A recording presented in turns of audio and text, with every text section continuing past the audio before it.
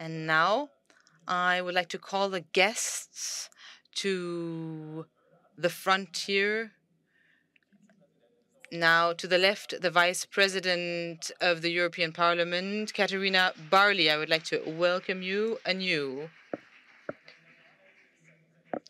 Katarina Barley is a member of the European Parliament since 2019, the beginning of this legislative period. In Germany, she's a member of the SPD and part of the S&D group at the in the European Parliament. She used to be part of the German government. She left her post as the Minister for Justice and Legal Affairs to take part in the European elections. She also was a judge and worked for the Constitutional Court in Karlsruhe.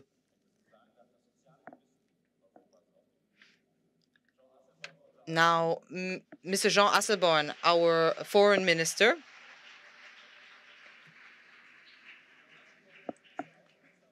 Jean Asselborn, foreign minister, who has been in office since 2004, excuse me. That's what happens when I'm not reading off my speech, but trying to just say it out loud. He's been here for a very long time, and he is the voice of solidarity, often present in the radio show Deutschlandfunk. Now, as next person, I would also like to welcome Isabel Vizla-Lima, our European MEP, just like Katarina Barley. She's also a member of the European Parliament since 2019 in Luxembourg. She's a member of the CSV, and she's a member of the EPP group in the European Parliament. She's a European MEP, and at the same time, she's also a member of the city of Luxembourg's government. Furthermore, I would also like to welcome Guido Lessing, a scientific researcher at the University of Luxembourg and also a senior ambassador. Mr. Guido Lessing is a historian, and we would like to welcome him not as much as a historian, but as a person who has written an article on Luxembourg. And this article is about solidarity, and that's really what we want to speak about this evening, solidarity. Solidarity in Luxembourg. Before we start, could I just say that we have a first question prepared for you. It's hashtag EU Solidarity. The first question is very banal. What do you expect from this evening? And in the meantime, I'd like to ask Frau Schmidt to come to the microphone. Paul Schmidt is the publisher of the book that we're discussing, European Solidarity, Action, the Future of Europe, Views from the Capitals. It's being published in December, I think. Is that right? Is it Springer Verlag, publishing house? Springer Science, I think, not some of its other publications. Paul Schmidt is Austrian, and he's come from Vienna.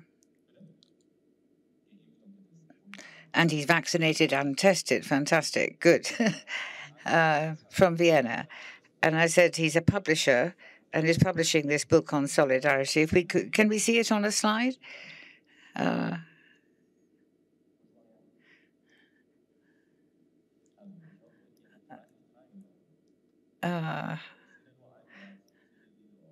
I can't really see anything here.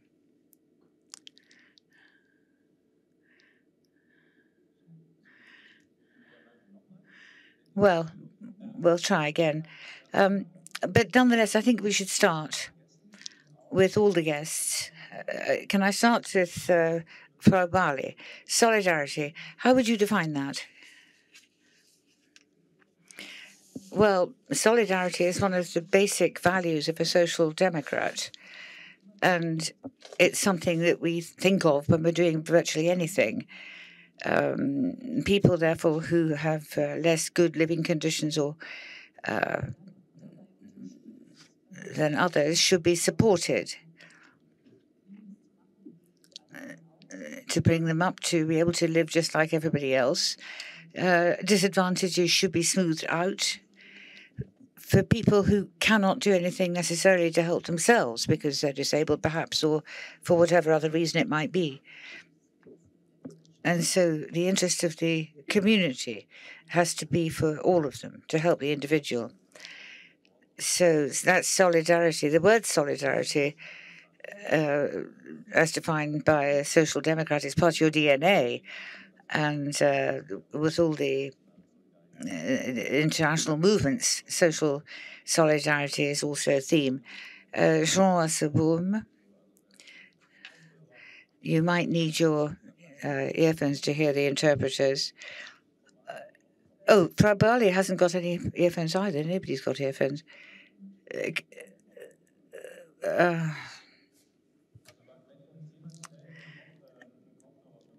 Could somebody find earphones for Mrs. Barley? Mr. Asselborn. I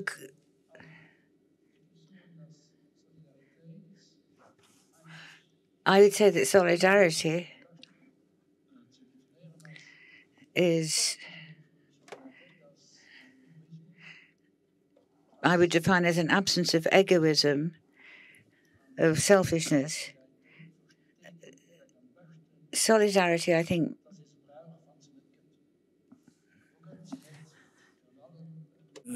zum Beispiel der Sache Migration an der Europäischen Union sind 2015, wo es Länder gibt, an nicht die Manst, und leider gibt es immer mehr, die carrément die zwei Begriffe, die ihr braucht, für an so ein Gebiet wie der Migration, was Menschlichkeit auszeichnet, das Solidarität und Verantwortung. Ich kann mich erinnern, 2015, den Deutschen, der mal den Innenminister, der sich darum bekümmert hat, den hat Thomas de Maizière, der ist dann die Französische.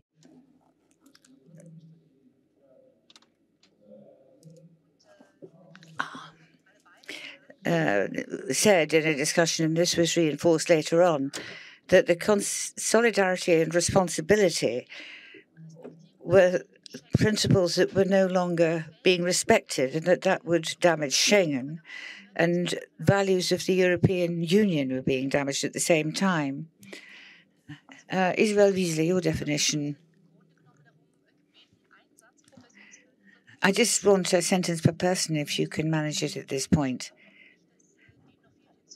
I don't think I can add much to that, to what Mrs. Barley and Mr. Asselborn have said.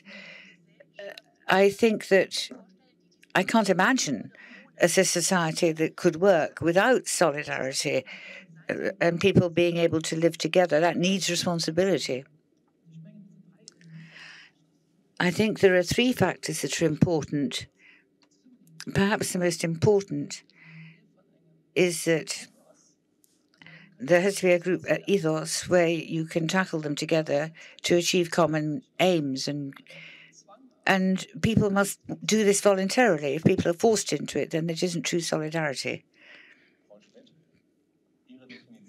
Frau Bull-Schmidt, your definition, please, and then we can comment on it.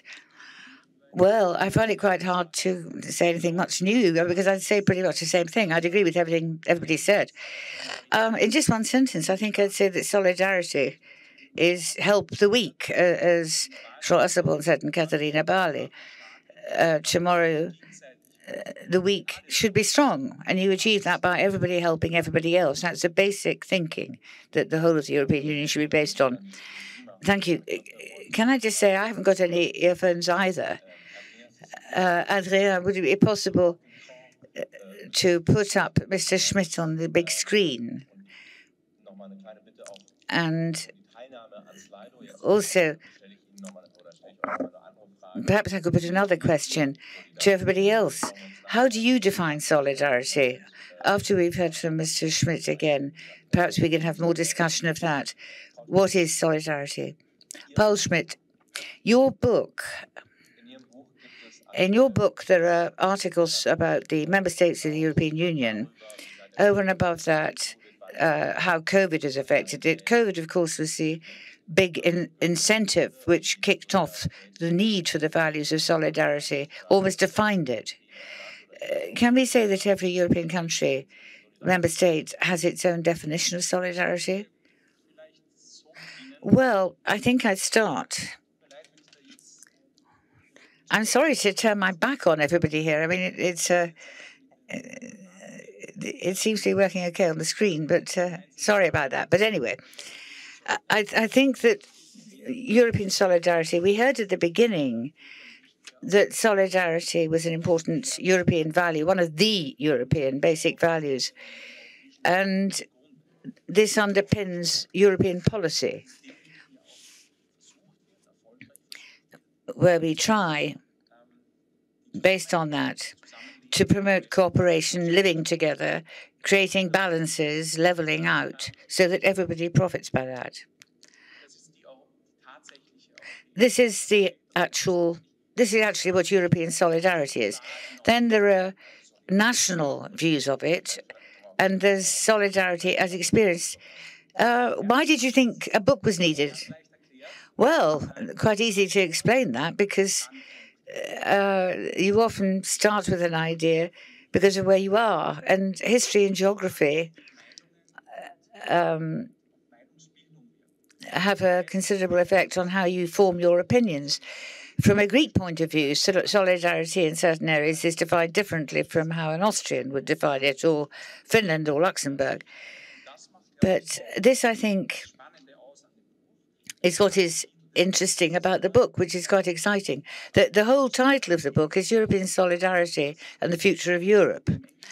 And in English, we then add views from the capitals, because we want to involve individual countries too, looking at it from capital cities, how solidarity is experienced and lived. I think it's a good thing to have in a school, actually, this book, because it describes the multifarious history and experiences of Europe. It's not a scientific book. It's a collection of comments, if you like.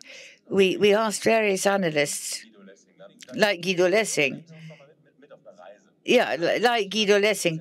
And you sort of journey. You talked about Greece, Scandinavia. How do definitions of Greeks used differ from those in other countries? Or, well, Katarina Barley wrote the foreword. That's where the European angle comes in. Yeah, well, what do you find? You can pick any particular country in the book and have a look.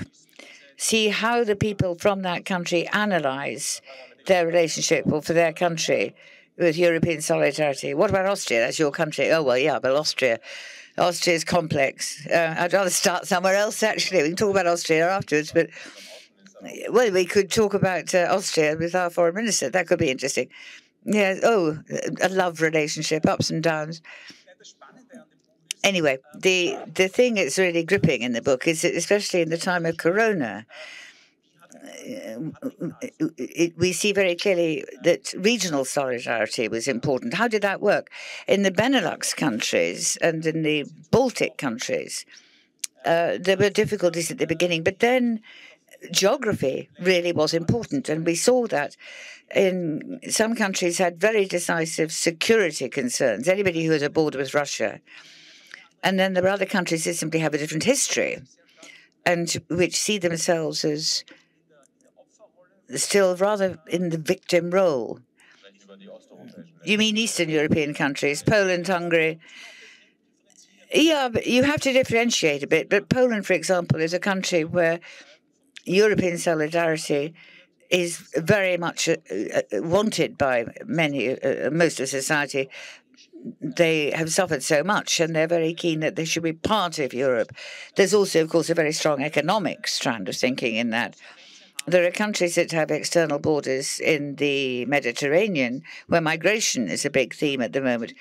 Well, people say, well, who's showing solidarity to us? Who's helping us?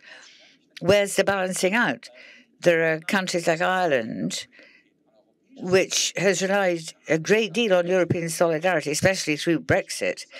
The Irish writer talks about an uploading of European solidarity because everybody was united behind Ireland in Brexit. But not so much when it comes to tax. That's quite true. The Irish are a bit cagey about tax and about Schengen. That's the other side. I didn't mention Luxembourg, but there we go. Well, there are very different attitudes. The French author writes about France as being a country which demands very great European solidarity, but is experienced by other countries often as a country which thinks that that means French solidarity, that there's always a French agenda. And then if there are European rules that they don't like, well, they don't necessarily stick to them. There are different perceptions. And it's extremely interesting. It shows how important it is. Firstly, it's a political European trip. You look at individual countries and regions and compare them with each other, and you learn to understand them. There are motives and backgrounds for positions and opinions. And obviously, it helps to have meetings in Brussels or Strasbourg.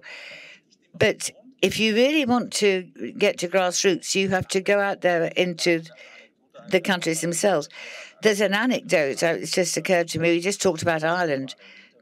Mrs. Barley, you gave an interview recently in the Parliament magazine, the European Parliament magazine, and you described in that how surprised or how great you found it, or the way people reacted in Ireland on the Northern Ireland border, how they tackled their problems and tried to deal with them. And you also said, I don't know whether it was the same trip, that you were in London. And nobody was remotely interested in London. Well, yeah. That was in 2019, early 2019, I went there. I'm also a British citizen, which is why the whole Brexit issue struck me very personally. And I wanted to go and have a look what was actually happening on the border. I met people on both sides.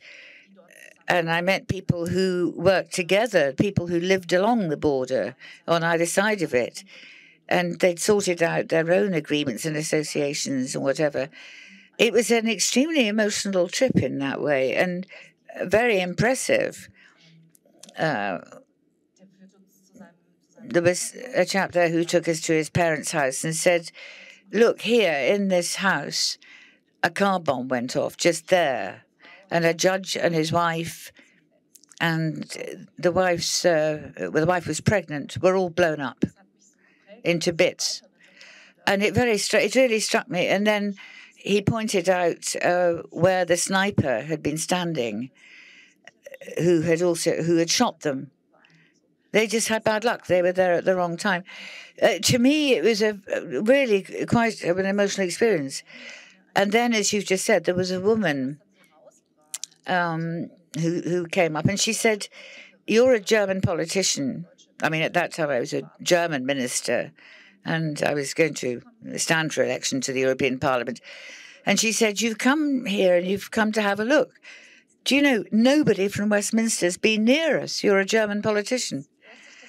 And I just thought that was unbelievable. But in fact, it was true, and I saw that. There was nobody else. Went back to London, gave various interviews, and the whole thing about Brexit was covered. You know, British politicians have and journalists only ever ask about the car industry. They don't ask about anything else. They think that the German car industry is practically standing on Angela Merkel's back, forcing her into bowing to us in the end. Well, I mean, what really staggered me was this business of North Ireland, that this is coming up again, that people live there remember the Good Friday Agreement and how it brought an end to the bloodbaths. And until that, they were killing each other. They were killing each other. And in Westminster, they really didn't care tuppence. And that was the opposite of solidarity. Paul Schmidt, I wonder if we could just talk about Austria briefly. Yeah, Austria. How is solidarity defined in Austria? In Austria, it's very difficult to answer because there's all kinds of different groups that define solidarity quite differently. And there are strong regional differences. For Austria, as a small, raw, middling-sized country, very dependent on import-export and very dependent, too, on the single market, European solidarity is a very important thing. The other thing is that when day-to-day political opportunism can cause tensions and irritations just to get headlines in a newspaper, but basically for the structure of the country and for the border regions, the economy, people working on either side of the borders, it's extremely important. Two or three examples, the regional solidarity.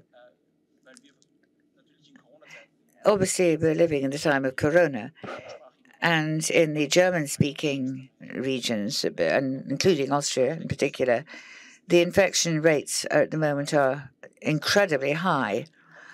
And there was a time before last summer when there was great solidarity shown between health systems. Patients came from France to Salzburg to be treated in Austria. Yesterday, the head of a major hospital in Salzburg said on Austrian TV, we're full. We need support from other federal lender. We're going to need support from other countries. And so you were saying earlier on that Salzburg is right in the middle of the eye of the storm. In Lower Austria, there's a hospital on the edge of wood where Slovak, Italian, and German medical staff helped. Italian planes coming from a country so badly hit, where the Austrian president refers to Italy as a kaput political system. And yet the Italians came, and then they sent the planes to put out fires. I think also it's well known that in terms of migration, if you look at the quotas for refugees, if we talked about them, Austria has not exactly been a good example. I mean, that's looking at it from here in Luxembourg. Well, there are different angles, different views. But looking at it from part of the federal government is that Austria behaves very well. The fourth highest number of Afghan refugees in Europe, for example, are in Austria. But, and this is my personal view, and I come from an NGO, Austrian Europa Policy Group, this isn't enough to deal with the crisis situations that we had in Afghanistan, where direct help was needed on the ground. And I don't think that really happened, but there were a lot of anecdotes.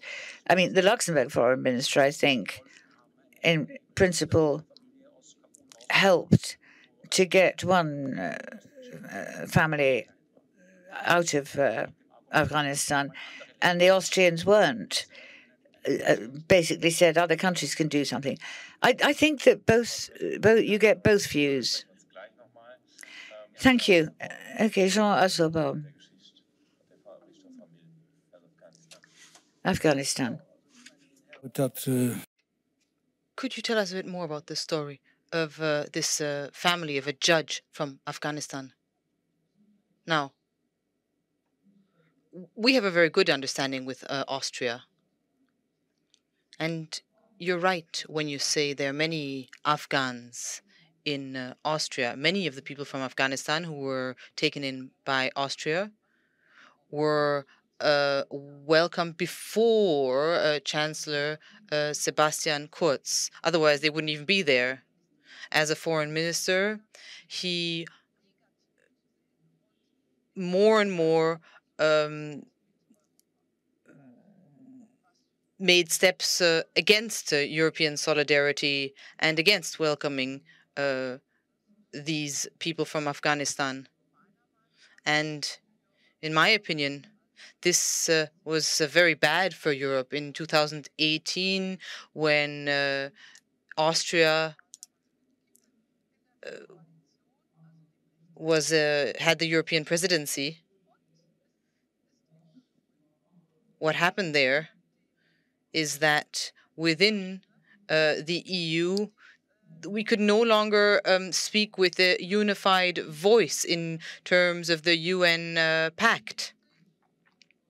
Some member states said something, others didn't say anything, and others and there, what happened with the Belgian foreign minister? Well, that goes to show that UN structures are important, and there are UN structures in Vienna, important ones. And politically, everything is possible, but on a personal level, there's one thing I really don't understand with what has happened in Afghanistan.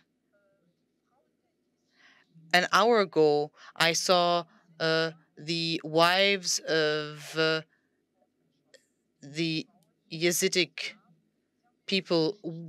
Thousands of men were shot, and the women told me their stories. They showed me pictures. And this is what happens when we talk to the families of this family of judges who came to Luxembourg now, who fled to Luxembourg. They sat in a cellar for weeks. Many women, all women except for one man. And they were hiding in this cellar for a long time. In another family, the man was shot in 1996, shot from the Taliban, and the daughter became a judge, and she's now in the same situation. And you're listening to these people's stories. And Americans were there, Israelis were there, and there were so many people there. And later on, a judge called me, Ms. Zeller, who lives in Trier and works for the Association of Judges, and asked me whether we could help Luxembourg to welcome this woman and and her family. And I didn't hesitate for one moment. I simply said yes. And we didn't do this once, we did this twice. Yes, it is the responsibility of the European Union to help people whom we supported in Afghanistan to start to build up the rule of law in Afghanistan. Well, these people whom we supported to put in place the rule of law in Afghanistan for a decade, well, these are people we cannot simply leave alone. We need to assist them. This is not only about politics, it's about basic human civility. When a party such as the EVP, the ÖVP in Austria, well, some of the reactions here were un-European. I am not here to teach anyone a lesson, but it's something that we were able to foresee. There was an informal meeting of the foreign ministers, and the Hungarian and the Austrian foreign ministers at that time already said that we will give a veto. We will veto a decision of the Security Council. Even the Russians and the Chinese agreed that people who are in danger must be welcomed. Ms. Wiseler-Lima, you have members of the ÖVP in your group.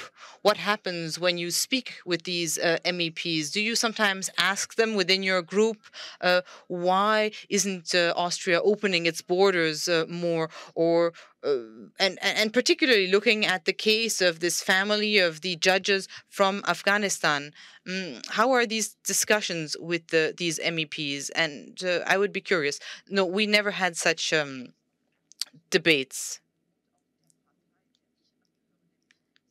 And my party, the CSV, has a very similar position to the position outlined by Minister Asselborn just now. In all of the different groups, the EPP and the S&D as well, I think. Well, these are big groups with many different trends. And within your own group, one is always fighting to be able to push for our party line. And in this case, it's quite clear.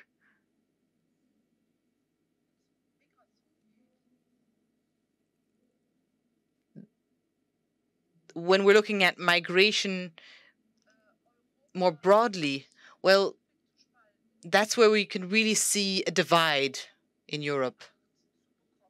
For some, it's about gaining power and keeping power. But for the people, much has to do with fear, irrational fear. And this is something that we are confronted with in our daily lives. I believe that we truly must make greater effort to clarify this issue of migration at a European level.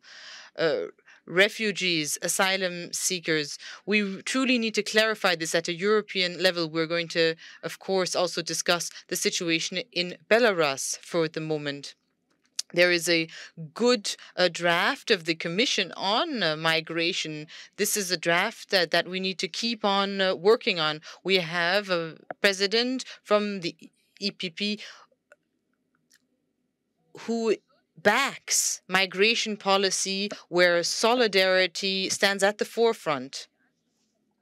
And when we look at all of the points which are the critical points, migrants, and when we look at the critical points on migration, well, we need to look at how we can work together. If we are unable to reach a common line on migration in Europe, we will drift further apart. There's also the issue of the rule of law in Poland, for example. Migration is not the only point. If I were somewhat cynical, I would say that. Migration is not the only bone of contention here. We're also looking at the rule of law, for example, in Poland. You mentioned Belarus. We'll get back to that. Now, I would like to look at Poland. Fidesz, you were able to kick them out of your group. You were on a mission in Budapest. Viktor Orban and his government, well, they see solidarity and dealing with migrants in quite a different way than we do. What was your impression in Budapest? It's difficult to describe. There is a specific atmosphere which reigns there. That's what I perceive personally. You get into a country where you're very much aware that some of the freedoms are no longer guaranteed in the same way as they are in the rest of the EU. One knows that freedom of the press is limited, and there is a climate of aggression that reigns.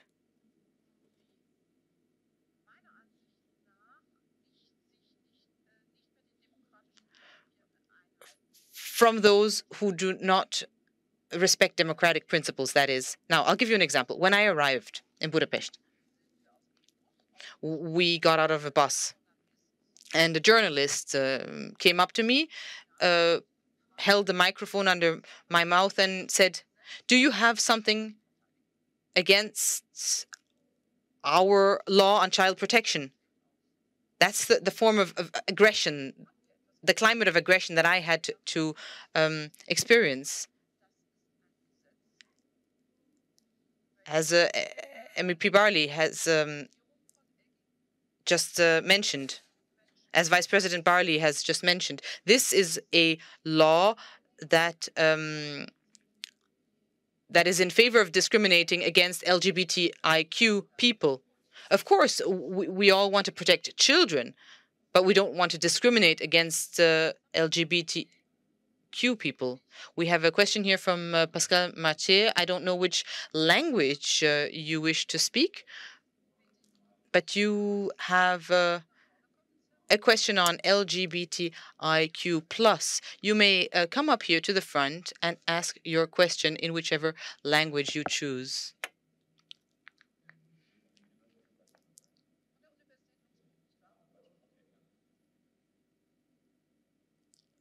I'll ask my question in German. Please come a bit closer. It's a very short question. Solidarity in Europe, how can it be strengthened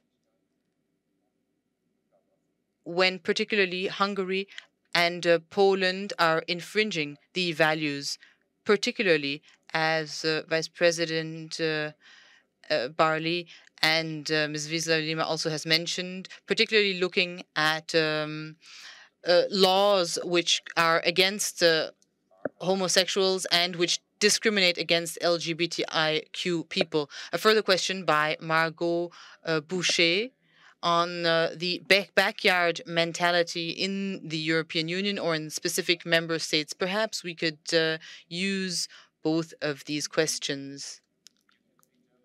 English, Luxembourg, ist egal. Ich schwätze ein bisschen Luxemburgisch, mais nee. Also Français, Anglais?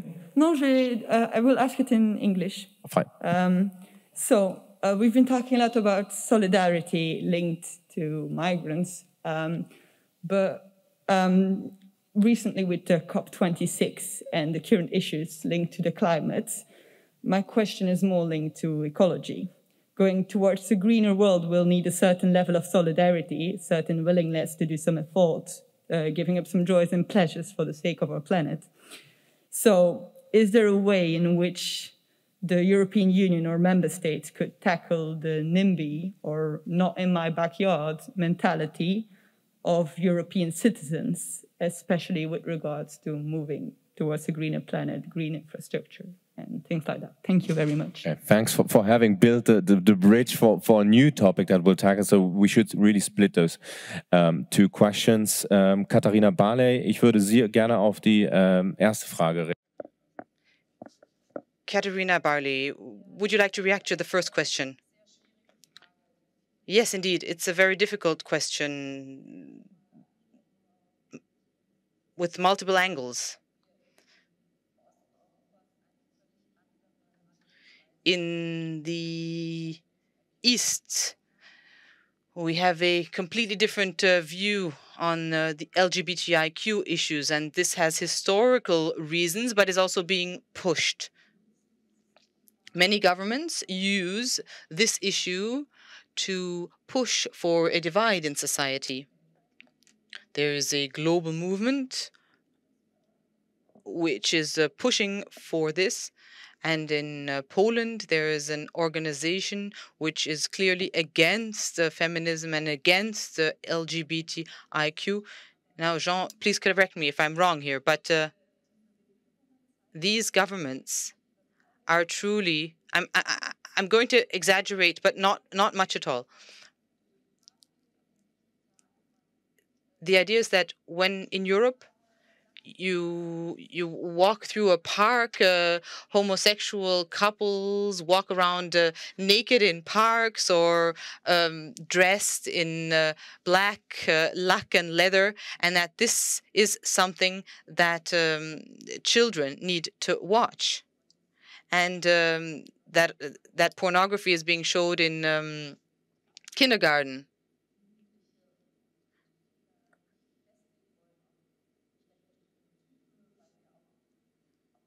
So this is the image that has been being perpetuated.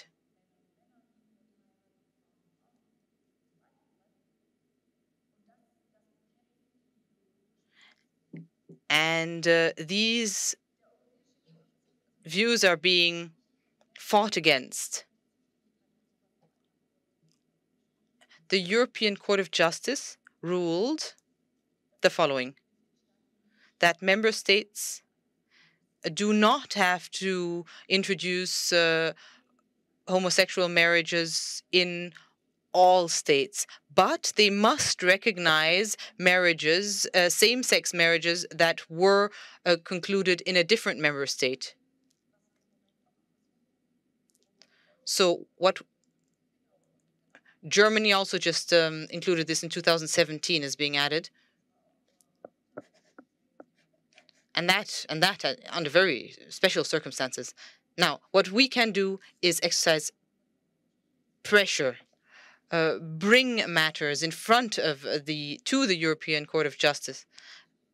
And Ms. Dalli, Commissioner for Gender Equality, she, for example, stopped certain support monies for regions or areas where these discriminatory measures were being implemented. But then what happened is that the Polish government paid these local authorities or these local governments the threefold amount that they had lost from the EU monies. So what needs to be done is strengthening civil society. There are many different ways to do this. And particularly in Hungary, there will be legal ways. It is all being presented under the perspective of protecting children. Protecting children. That's how it's being framed. And homosexuality and transsexuality is being is not allowed to be represented as something normal. Books are being taken out of bookshelves and of schools because homosexuality is being depicted as something normal in these books. And that is the problem. Margot Boucher and her question on the Green Deal. I think that that's what is so lovely about this issue, this topic of solidarity that we have today, is that we can talk about so many things concerning solidarity. Now, the Green Deal.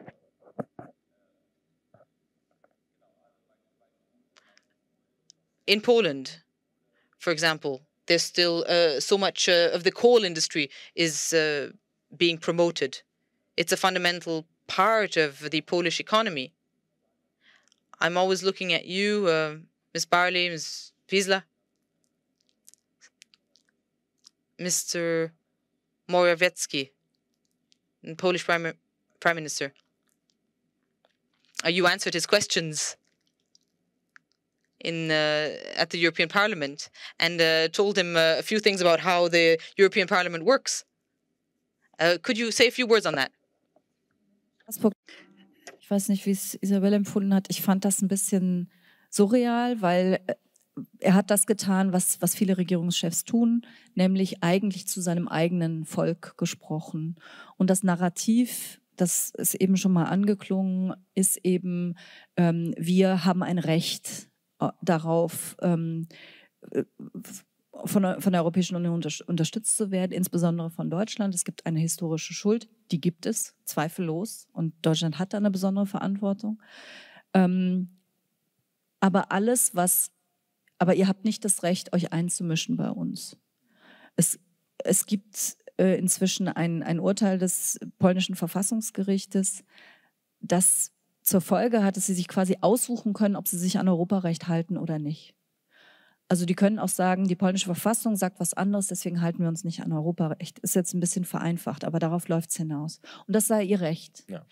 Und so also ist muss man vielleicht nochmal erklären, sagen, eigentlich sollte es so sein oder ist es in den Verträgen festgehalten, dass nationales Recht unter europäischem Recht liegt. Und dieses so Prinzip wollen Sie Genau, das wollen Sie aushebeln. Das muss so sein, weil wie soll das sonst funktionieren, wenn wie soll man einen Binnenmarkt haben, wenn hier europäisches Recht gilt und da nicht oder dieses ungleich anwenden. Also das muss so sein.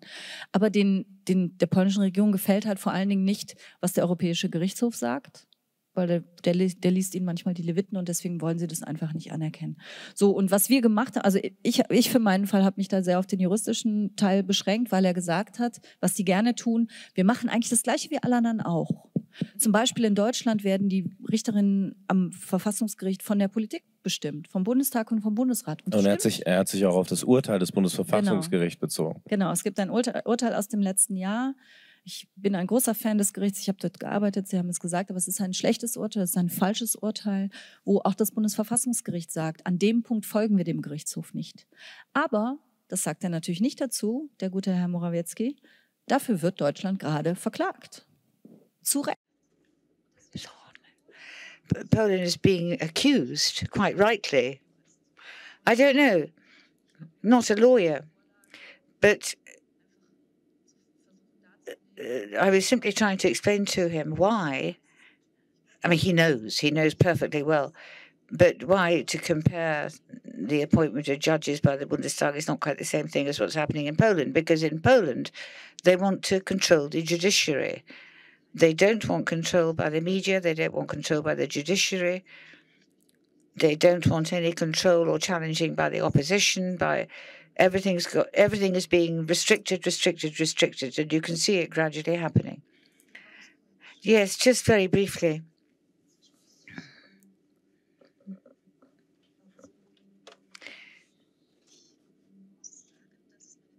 I have to say that, I mean, my personal experience was that I was very sensitive to this split in Europe. On the one hand, us, and on the other side, the others, those that were being held back, who aren't being allowed to progress as they want to. After the Second World War, of course, Europe was divided, and one side of Europe was able to develop. The other side of Europe would have liked to have been able to do that. And the Eastern Bloc countries wanted to be able to do, the people wanted to be able to do what was happening here. I always felt that it was enormously unjust. It could have been the other way around. And I therefore always say that you have to understand why people behave as they do. I mean, that is what the book talks about.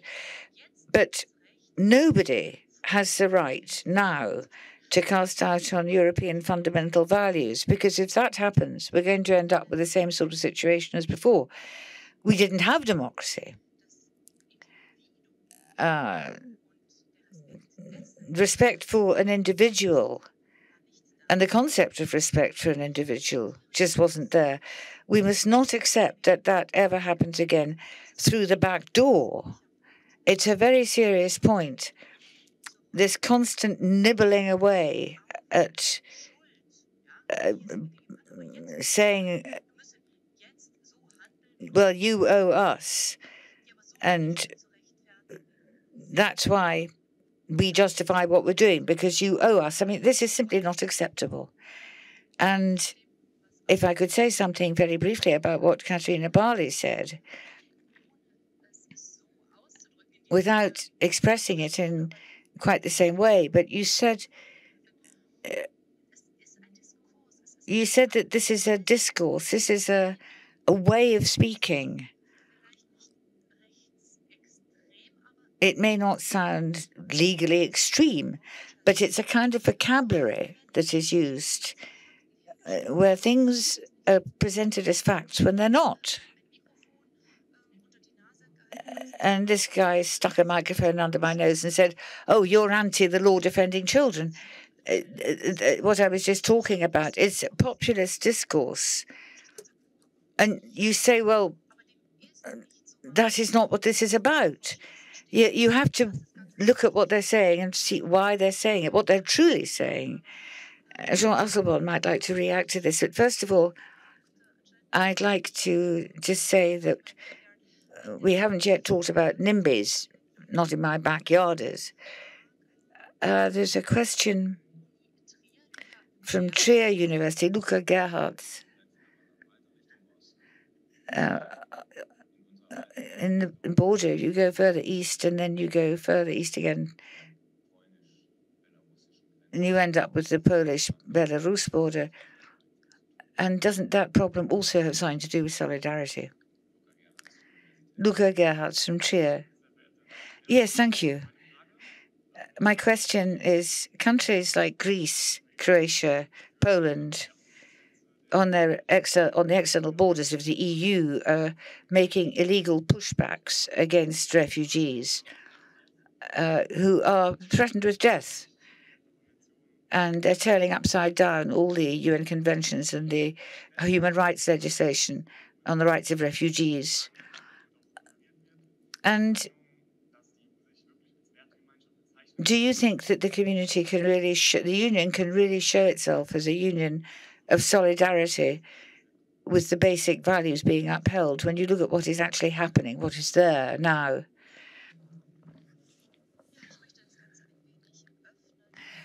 I would like to open that up a bit and try to explain what the European Union is in terms of values. The European Union, firstly, is not a kind of museum of curiosities from all over Europe, different sections. It's not like that. The idea is that we get closer together and work more closely together. And in my view, we have quite a task. We have to see what's going wrong in Luxembourg, Poland, Belgium. It affects all of us, all of us. A Polish judge is also a European judge. And if we now look at the values in Article 2 and want to keep to them, there's one body which upholds those values, the ECJ. And without that, and I say this loud and clear, in the Council of Ministers, you sometimes find some countries which just want to drag Europe in a direction because it suits them nationally at the time. But the ECJ is there and is able to recreate a balance. And it can happen in Karlsruhe, in Madrid, in Paris. A question can be referred affecting the unity of the EU and the unity of its judicial legislation, the contracts, the treaties. If you don't accept that, then building Europe after the Second World War wouldn't have happened. It would just collapse. Individual states say our laws supersede European law. If that's accepted, then you have a situation which is dangerous, because we have to explain to young people that Europe is more than just a coalition of national interests. And something else that I would say, and I think Katarina would agree with me, that there shouldn't be a single euro going to a country in the EU, no means of EU funding, EU taxpayers' money, going to a country which doesn't uphold the values of the European treaties. Everybody knows what this is about. Everybody knows about the Geneva Convention. These have to be respected, or you can't be in the EU. And Poland knew this. And it's absolutely fundamental. In 2004, 2009 with Lisbon, 2020, it's still true now. And now we get these pushbacks. There are so many different angles that have been mentioned. You can't actually cover this in 2 sentences, but where pushbacks are concerned, migration policy generally, these pushbacks don't happen in a vacuum. In 2005, we had the opportunity of having a single European migration policy developed. One country shot that down, Orban in Hungary. And there's now a minority of countries in the EU which still think that there should be a European migration policy and we should get it established, but it hasn't happened. But in 2015, you mentioned that. Can you take the 2 things together, perhaps? Jana Kiers had a question about this. A question from Saarbrücken University. Asselborn has just said, has just mentioned it as well. It's an important thing. Would you like to comment on this and the pushbacks?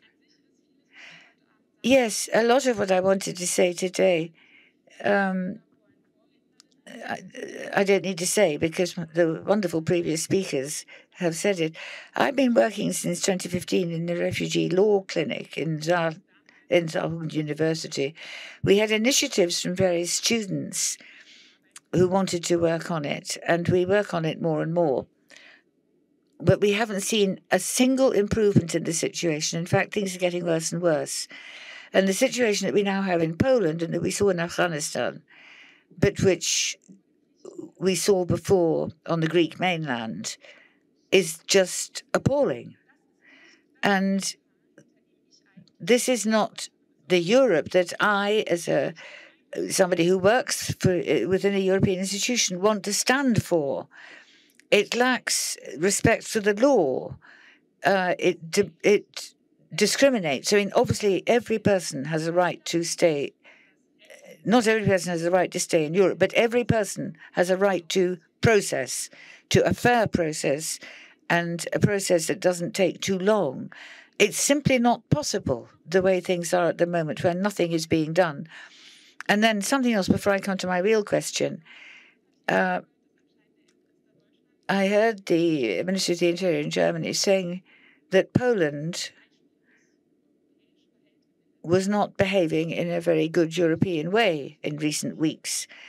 Well, you can't really disagree, but is it possible to show solidarity with Poland? I just can't understand that you can at the moment when you look at what is happening.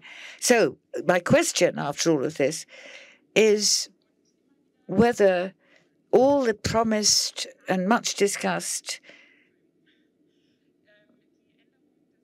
amendments to European asylum legislation, where is it? What would be a fair distribution system for refugees, for asylum seekers across the EU? And I must say that even if it's just one member state that won't, there must be others which force it through. There has to be a coalition. Article 2, and we've heard it often enough today, is supposed to be the basis for how we act. And the dignity of a person and solidarity that are described must be our values, and we must act on them. And we're not. We're constantly failing again and again.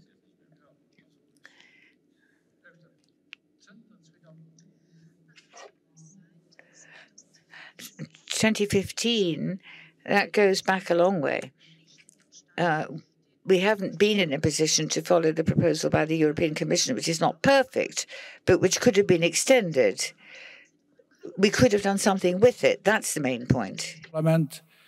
It's not the Commission, it's not the European Parliament who show us the way ahead of us.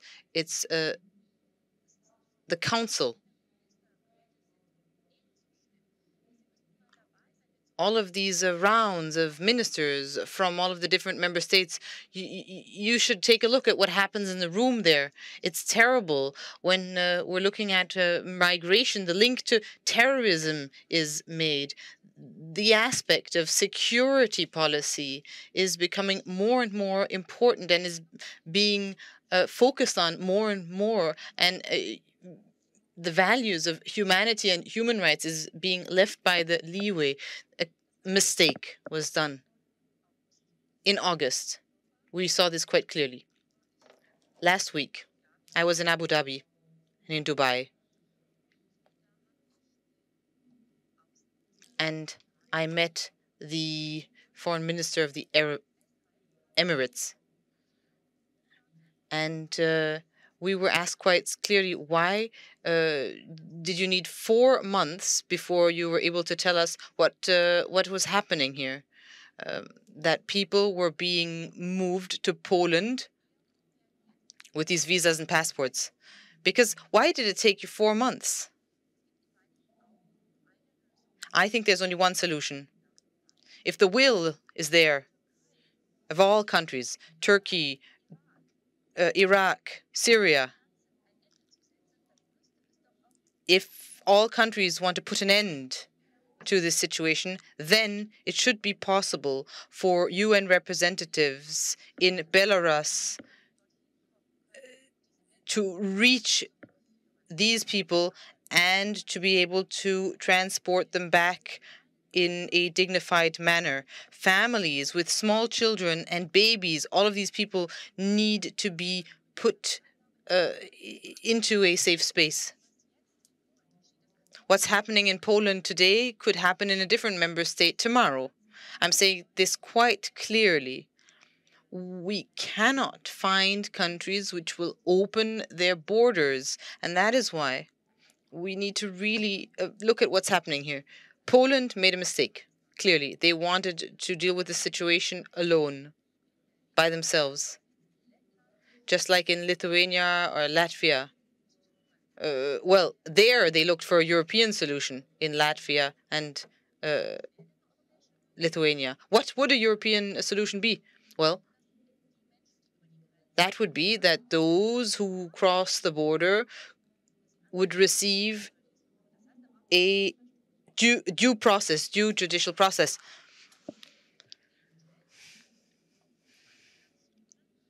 And this could be put in place with the help of UN institutions and EU institutions. We cannot simply let people die of thirst at the border. Now, what about the logistical situation? Well, we would need all of these logistical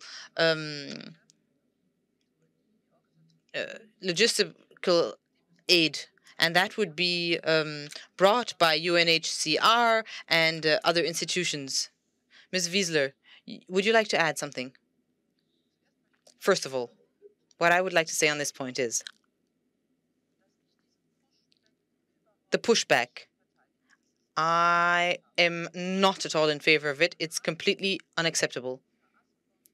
And then, just as Minister Asselborn has mentioned, the problem is a Belarusian problem, and Belarus needs to solve the problem. We cannot pretend that we brought those migrants there. The problem needs to be solved on the other side. Minister Asselborn mentioned this, quite rightly so. Lithuania and Latvia took a different approach. The problem was dealt with there in a different way. Frontex is an organization that can contribute to due process being implemented, and Poland refused to let Frontex interfere in the situation because Poland wanted to deal with the situation themselves, and that is unacceptable. In Lithuania and in Latvia, Frontex made sure that there was due process.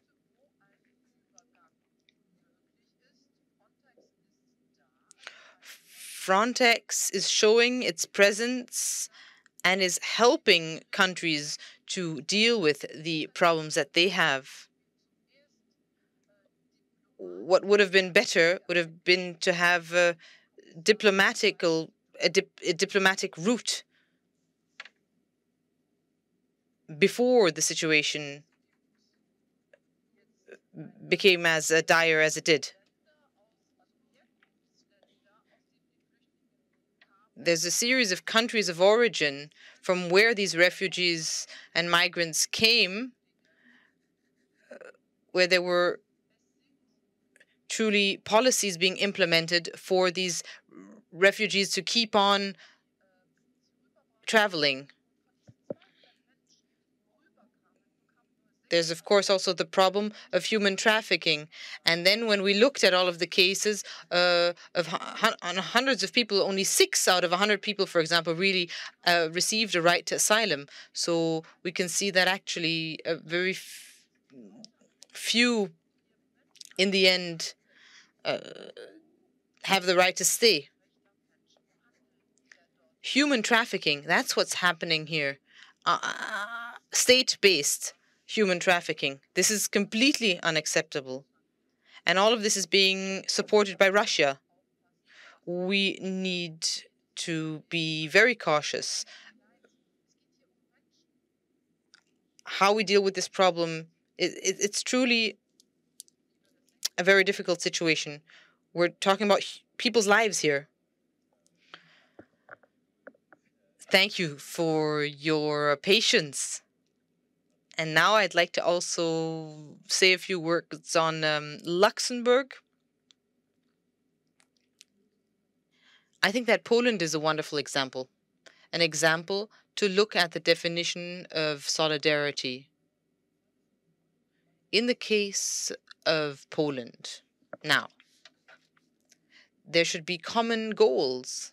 And I think that Poland is a very good example for what has happened here.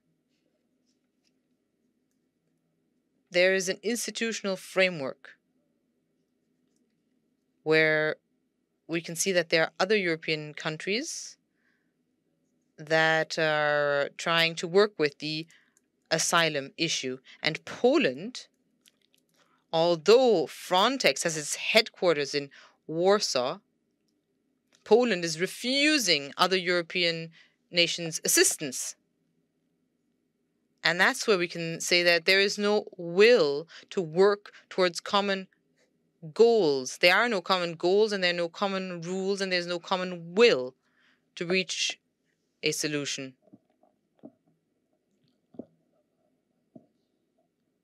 This is a prime example where we can see how Europe is moving away from its common aims. Not only Poland, but also Europe as a whole. There's a rift between European member states. How far are we apart? We have a further question. We have questions on Slido. Julie Ruth, would you like to move up here? Yes, I'll try in one sentence. We need to truly draw a line between the government and citizens. There are so many citizens who truly show solidarity with refugees. The mayor, one of the mayors in Poland, for example, was truly in favor of opening his city's doors to refugees in Poland. So we must really differentiate between the government and citizens in Poland. Minister Asselborn, in Poland, there's the rule of law and what's happening at the border.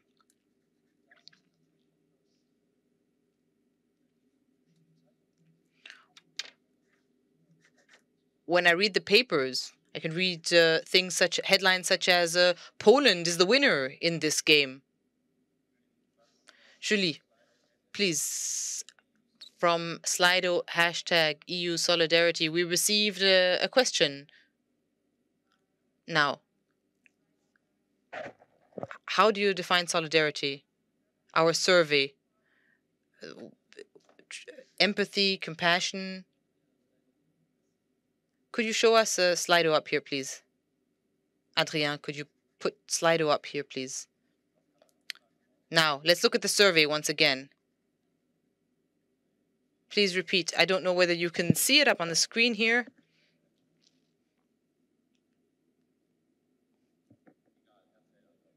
Well, just tell us what we could see there. Sorry, it's loading.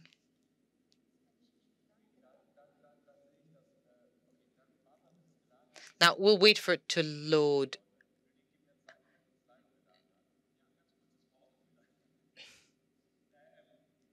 Now, the student from Saarbrücken, her contribution was truly very valuable, emotional too. It's very difficult to keep a clear head and to differentiate. At a European level, all decisions are being made by the member states. There's no decision being taken without the member states. In Austria, one thing was said by a person who said that all decisions are being taken by European member states, but then member states don't remember which decision they took. Now, there is, of course, a coalition of the willing.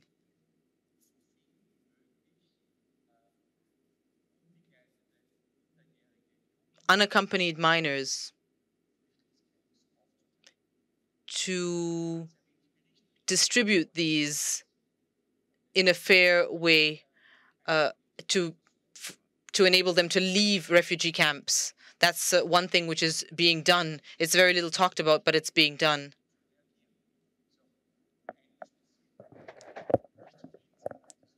We're not happy with the situation as it stands, but things are happening.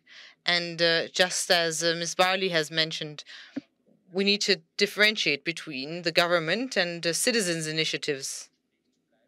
It's very important to keep on discussing this and looking at how things are happening in Polish society. The European Court of Justice does have a very important role. But what happens in the end? That's the question. Member states have put in place common rules, and then if the government of one member state extricates itself from these set of common rules, such as Poland, well, what happens with fines, for example, and pressure, economic pressure that can be exercised? What happens in the end? This is what we need to look at. Now, on fines, the Polish government has to pay €1 million in fines per day.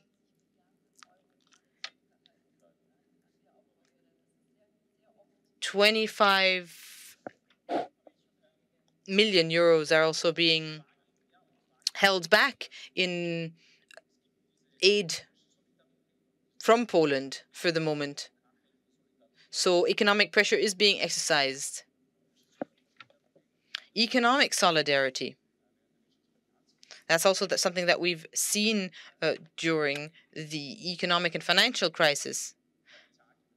But in the end, we need to look at who pays for this economic pressure.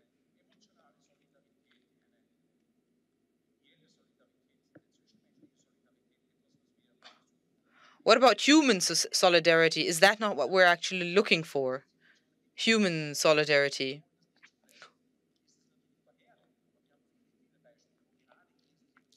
There are many examples. For example, in the domain of health, where there is solidarity. Thank you so much for building this bridge. Now, this is what we want to get to in a moment. But Julie Slido, please tell us some of the results of the survey here.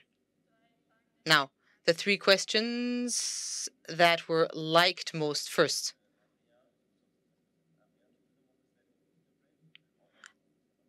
Adrien, could you put Slido up? Yes. First, is the EU strongly enough representing our values? The second question in English.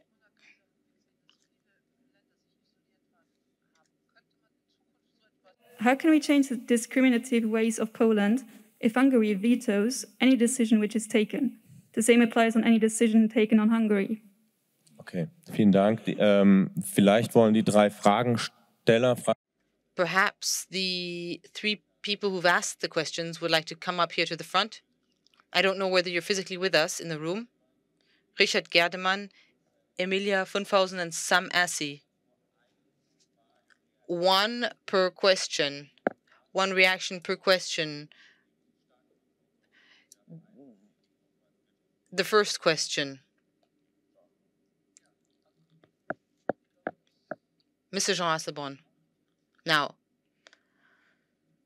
I think that what's happening in Poland and in Hungary is leading the EU into a very deep crisis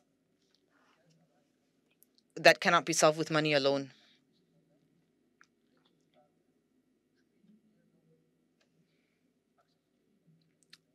The fundamental question at some point begs itself, are you still in the EU club? Do you still wish to comply to EU rules? That's a question that needs to be asked. We know what's happening with Russia. In 2014, after the situation in Crimea, we also were able to see what happens with sanctions, and sometimes there are not so many solutions to carry out good policies. For the first time in 30 years, we did the same thing with China, November last year, with this situation with the Uyghurs. The sanctions, together with the sanctions against Myanmar, Burma. We know of the Chinese reaction. And diplomats and representatives were targeted.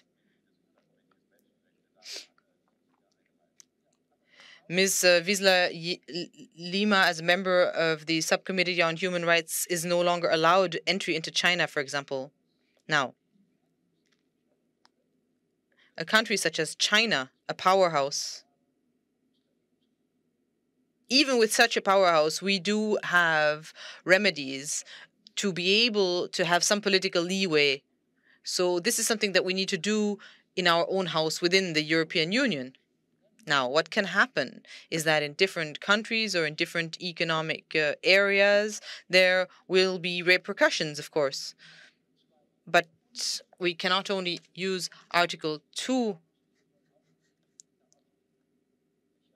within the EU, but we also need to truly push for the complying with Article 2 outside of EU borders. Do you have any further questions? Please. I agree. And I think personally, well, I see things a bit differently. I think that economic interests are often much more prominent than European values, particularly when we look at the car industry, for example. We always have the impression there that when we see that the boss of VW has a bad day, well, then everything has been thrown out the window. I'll give you another example. We spoke with Xi Jinping, and the problem between the US and China, which began 2 or 3 years ago. Well, with that situation, climate was also discussed, and without China cooperating, well, in climate issues, we won't reach anything. We won't go very far at all. And then there's, of course, also EU and defending its values vis-à-vis Russia. But foreign policy has as its main aim to keep channels, diplomatic channels, open. That's our main aim. I understand. And you're quite right to say, as a young person, but I really understand what you're saying, that you feel that the economy and economic interests are being valued more than human values, particularly when we look at the arms trade, for example. These are matters which are quite complicated. But when we look at the EU, we can truly see that the EU is very good in terms of guaranteeing human rights, particularly when we look at China and what it's doing in Africa. So we can also be proud of ourselves within the EU to say that we are able to do something in terms of human rights. Yes, of course. I do agree. I can speak Luxembourgish. Yes, thank you, I will.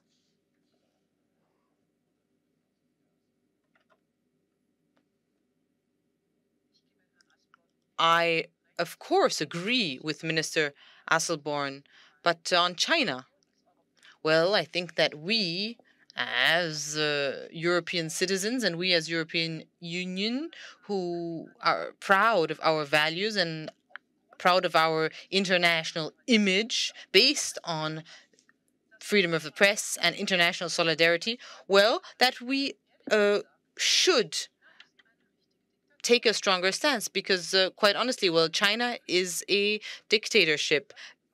There is no freedom of the press and no respect for human rights.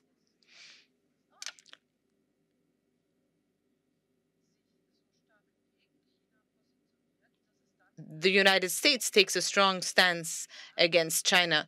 And then I also believe that the EU also needs to defend its values, not only as a union, as an economic union, but truly as a union of values, as a true union. Just one point.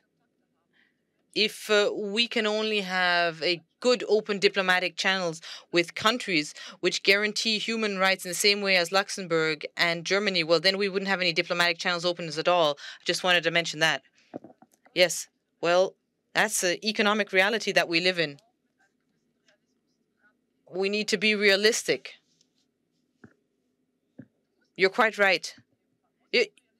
We need to be realistic. Personally, it would be very important for me to see Europe standing for European values and not moving in a different direction as soon as China or Saudi Arabia or Russia don't agree, that we would say, well, we no longer can receive oil from these countries. So I would rather have a more unified and stronger stance put forward by Europe. Thank you, Richard, for this contribution to contradict our foreign minister. Thank you for your courage and your contributions. I think we may get the last point in.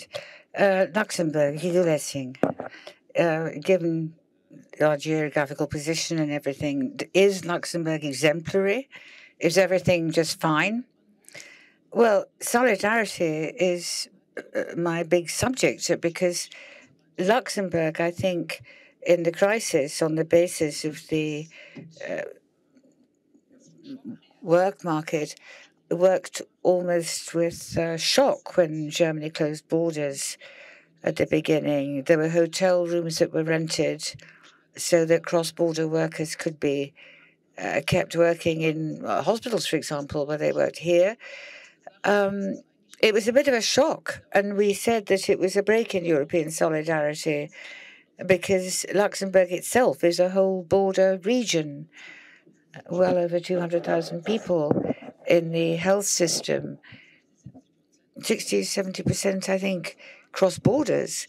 So there was considerable fear that France would co-opt French nurses and make them stay in the Alsace-Lorraine areas in particular, where there were such major problems in the health system. And clearly that caused a lot of reaction. But we said, no, Schengen must stay open, even in times of crisis. The borders have to stay open. If I could just turn the whole thing round a minute, the border regions themselves also have questions on the issue of solidarity from Luxembourg.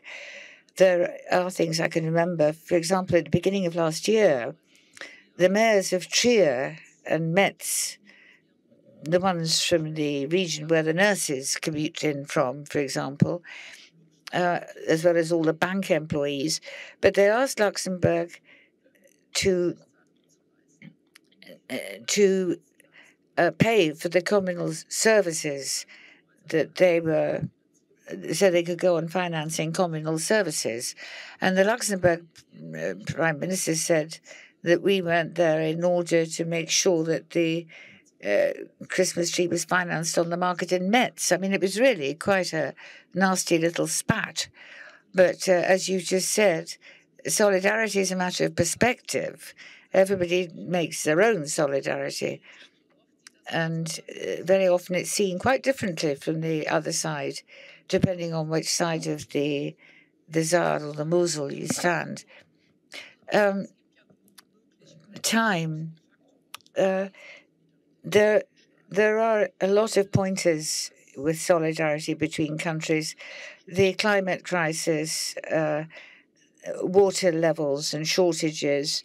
There was an environment minister in Rospot who said, well, what are we going to do now if we have another rise in the water table. And this was discussed on the German side, looking at the rivers.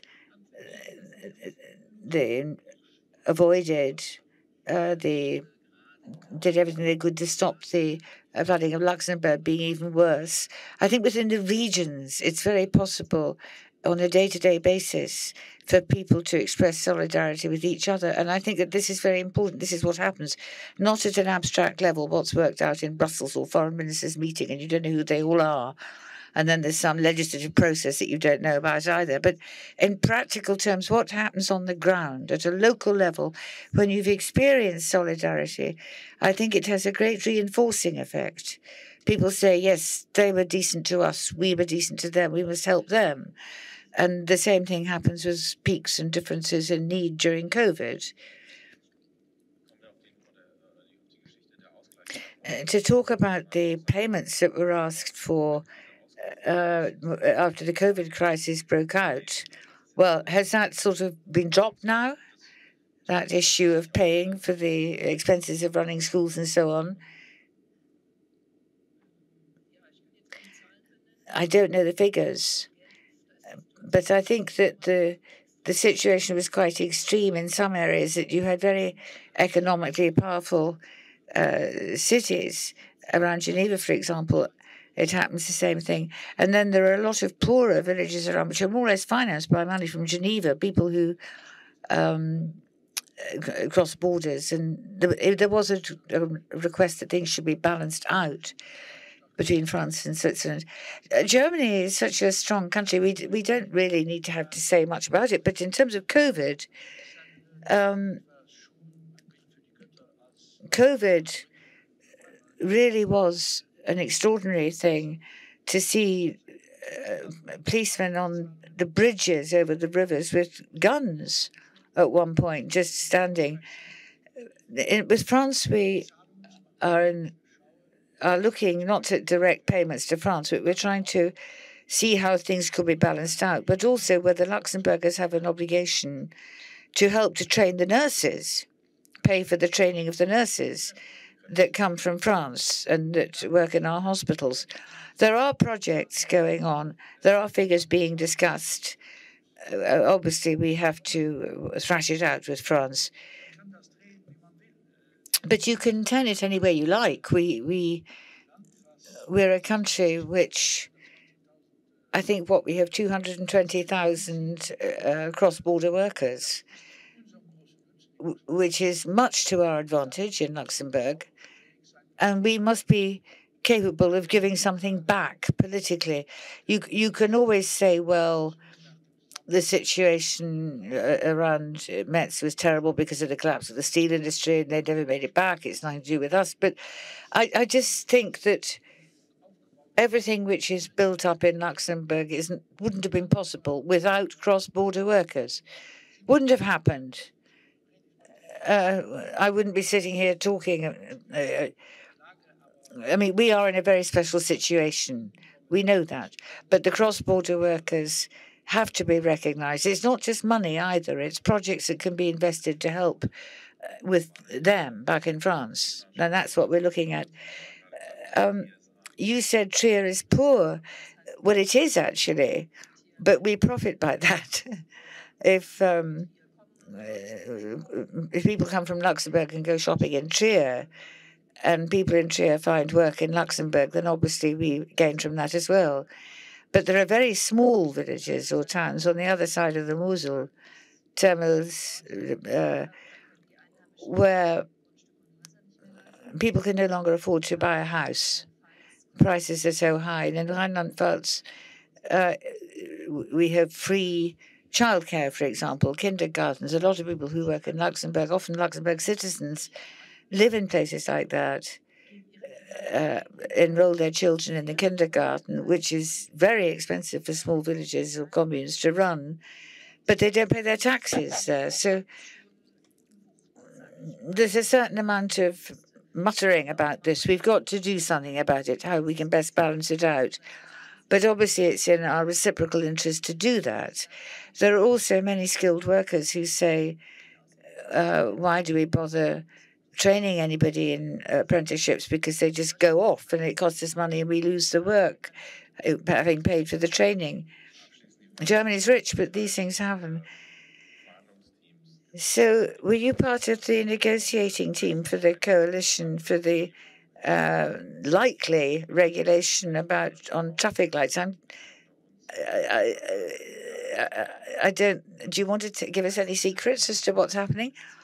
Well, it's going well. Are there policies in Europe that are going well? There's a continuity under Olaf Scholz. I think it'll be better. I think a great deal of Angela Merkel, but her Europa policy was moderating, which was important, but I don't think it was ambitious enough. I think Olaf Scholz is a bit more ambitious for Europe.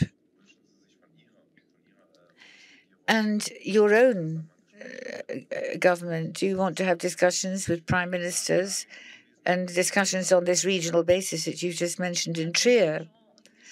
Well, Jean and I have practically had a permanent open line during the discussions that were going on at the time over this. And I tried to talk to my colleagues across the river.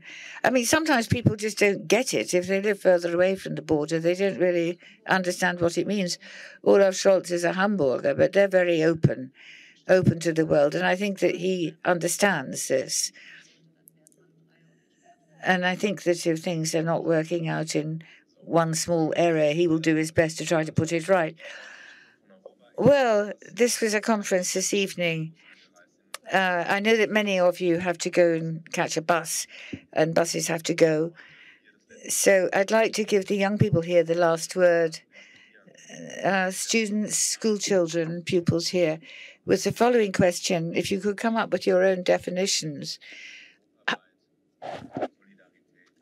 How do you want to define solidarity? At the beginning of the discussion, our guests gave their definitions. What are your definitions? What words would you use? There are microphones here. Any volunteers? Who wants to define solidarity? Or I could go around, but yeah, here's the microphone. Down here.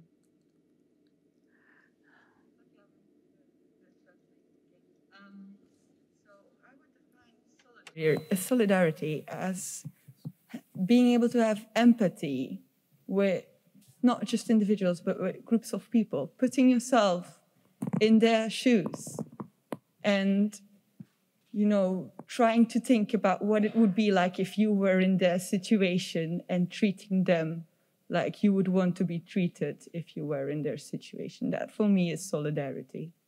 All right. I think these are fantastic closing words.